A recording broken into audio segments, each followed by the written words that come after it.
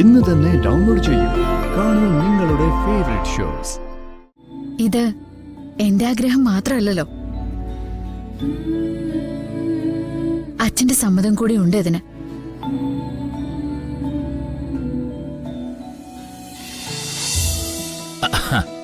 അല്ല, ഇപ്പൊ ഒന്ന് ജീവിക്കാൻ തടസ്സമൊന്നുമില്ലല്ലോ.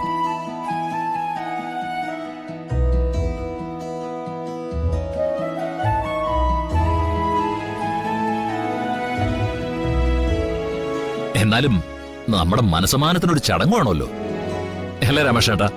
ആ, തീർച്ചയായിട്ടും വേണം. വേണ്ട മാവ, ആ, അതൊക്കെ ഒരുപാട് പ്രശ്നങ്ങൾ ഉണ്ടാക്കും. ഈ തടസ്സങ്ങളൊക്കെ ഉന്നയിക്കുന്നവർക്ക് അതൊക്കെ എളുപ്പോ. എടോ, ആഡംബരമായിട്ടൊന്നും വേണ്ടടോ ഹരി.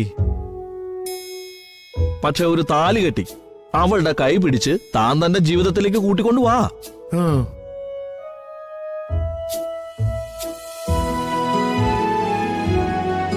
ഞങ്ങളുടെ ഒരു സന്തോഷല്ലേ അത്. ഇവളിങ്ങനെ ഒഴിഞ്ഞു മാറുന്നത് എന്താണെന്നറിയോ? ഇതിനു മുൻപ് ഒരിക്കൽ ഇങ്ങനൊരു ചടങ്ങ് നടത്തിയിട്ടുണ്ടല്ലോ, ഓ, കുട്ടികളുടെ നിർബന്ധത്തിന്. പക്ഷേ അന്ന് നെത്തിച്ചിറ കഴുത്തി താലികെട്ടത് ഹരിയേട്ടനല്ലോ, ആന്റി അല്ലേ?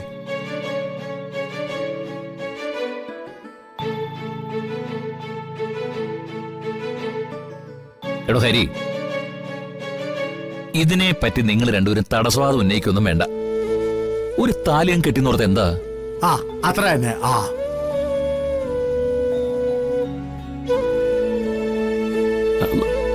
അങ്ങനെ കുഴപ്പമൊന്നുമില്ല.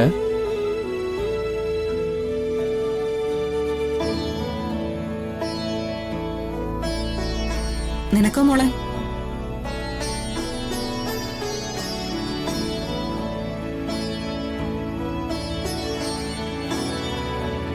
അതെ, ഈ നൂറുകണക്കിന് ആളുകളുള്ള ഒരു സ്ഥലത്ത് നിന്ന് സ്റ്റേജിൽ കയറി മയക്കിൽ വിളിച്ചു പറയാൻ ഒരു കുഴപ്പമില്ല. അത് ശരിയാ. ഈ വീടിനകത്ത് വെച്ച് എല്ലാരും കൂടി ഒന്ന് ചോദിച്ചു പോയ അപ്പ വരും നാണം. ദേ, ഈ പരിപാടി ശരിയാവില്ല കേട്ടോ. ആ,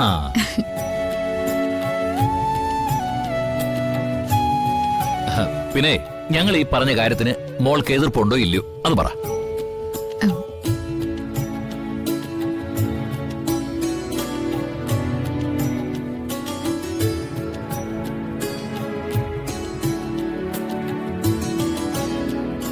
എനിക്ക് എതിർപ്പൊന്നുമില്ല. ആ,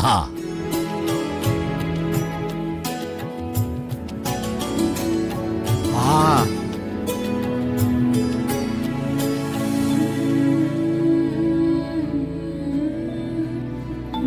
ഇത് എന്റെ ആഗ്രഹം മാത്രമല്ലല്ലോ, അച്ഛന്റെ സമ്മതം കൂടി ഉണ്ട് ഇതിന്.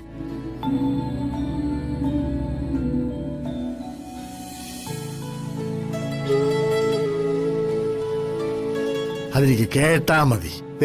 അപ്പം പ്രശ്നം തീർന്നേ.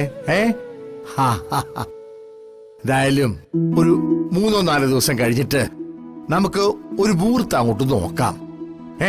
എന്നിട്ട് ചടങ്ങ് നടത്തിയിട്ട് ഇവരുടെ വഴിക്ക് അങ്ങോട്ട് വിട്ടേക്കാം. അപ്പൊ നമ്മളൊന്ന് സ്വസ്ഥമായല്ലോ. ആ, എടാ മോനെ, നാളെ രാവിലെ നമുക്ക് രണ്ടുപേർക്കും ഒരു ജ്യോത്സ്യനെ കാണാൻ പോയാലോ? നാളെ രാവിലെ എനിക്ക് വേറൊരിടത്ത് പോകാനുണ്ട്. എവിടെ? അതിനിടയ്ക്ക് നിത്യ ഒരു പണി ഒപ്പിച്ചിട്ടുണ്ട്. നമ്മുടെ നാട്ടില് ഇയാള് വേണുവിനെ വിളിച്ച് പറഞ്ഞിട്ട് അവിടുത്തെ വായനശാലയിൽ എനിക്കൊരു സ്വീകരണം ഏർപ്പാട് ചെയ്തു. അത് നാളെ രാവിലെ. അത് സന്തോഷമുള്ള കാര്യല്ലേ? എടോ, പോയിട്ട് പാടോ. എടാ, അതെ, ലോകത്തിലെ ഏറ്റവും വലിയ സമ്മാനം കിട്ടിയാ പോലും ഇതിന് പകരമാവില്ല ഹരി.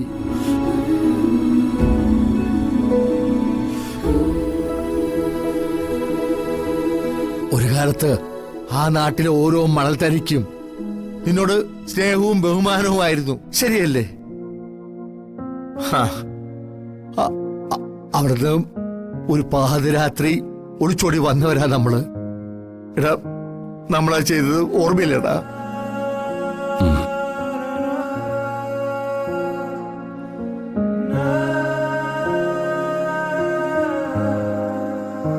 വഴിനീളം നീ കരഞ്ഞു. മക്കളെ, ഒരിക്കൽ നീ ചവിട്ടി നടന്ന മണ്ണില്ലേ, നിന്റെ കണ്ണീര് വീണായിരുന്നു. അതിന്റെ പ്രായശ്ചിത്ത മോനെ ഇത്.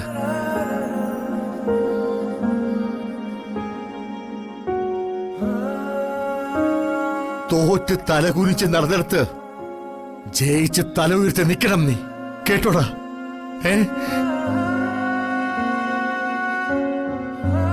കാലത്തിന് എല്ലാത്തിനും ഒരു കണക്കുണ്ടല്ലോ അല്ലേ രാമകൃഷ്ണേട്ടാ? ആ നാട്ടിലെ കണക്ക് അവിടെ തന്നെ തീരട്ടെ.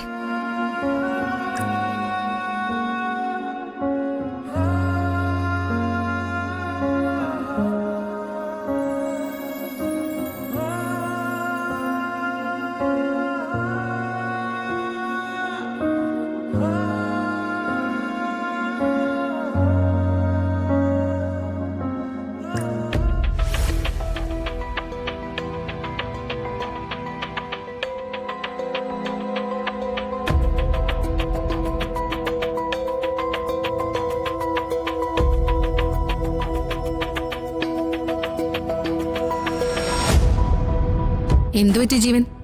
വല്ലാതെ തളർന്നിരിക്കുന്നല്ലോ. തടവ് പൊള്ളികളിൽ ചിലർ ക്ഷീണിക്കാറുണ്ട്. പക്ഷേ ജീവന്റെ കാര്യത്തിൽ ഞാനത് പ്രതീക്ഷിച്ചില്ല. കാരണം മനസ്സിൽ മുഴുവൻ പ്രതികാരമുള്ള ഒരാൾ എപ്പോഴും ഊർജ്ജസ്വലനായിരിക്കുമല്ലോ. ഭക്ഷണം കഴിക്കാൻ തോന്നുന്നില്ല, അതിന്റെ ആവും. അതെന്തുപറ്റി? എനിക്കറിയില്ലടോ. ഭക്ഷണത്തിന് മുമ്പിലിരിക്കുമ്പോ എന്തോ പോലെ തോന്നുന്നു. ഇടയില് ഞാനൊന്ന് കുരുങ്ങിപ്പോയി. അതാ വരാൻ വൈകിയത്. ജീവൻ അറിയേണ്ട വലിയൊരു കാര്യം ഉണ്ടായിരുന്നു. എന്താ? ഹരിയേട്ടന്റെ പുസ്തകത്തിന് അവാർഡ് കിട്ടിയതിന് ഒരു വലിയ ചടങ്ങ് സംഘടിപ്പിച്ചിരുന്നു. അവിടെ ഞാനായിരുന്നു ആങ്കർ. എന്റെ സാന്നിധ്യത്തിൽ അത്രയും മീഡിയാസിനെ സാക്ഷിയാക്കി നിത്യ ഹരിയേട്ടനോടുള്ള പ്രണയം വിളിച്ചു പറഞ്ഞു.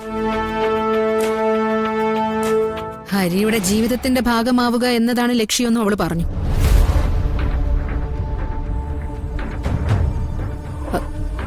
എന്തുപറ്റി?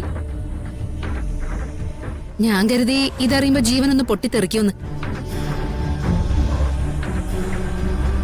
അപ്പൊ ശാരീരിക ക്ഷീണം മാത്രമല്ല, മാനസിക ക്ഷീണവും ഉണ്ട്.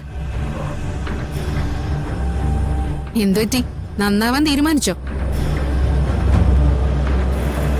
ജയിലിൽ നിന്ന് പുണ്യാളനായി ഇറങ്ങാൻ തീരുമാനിച്ചോ?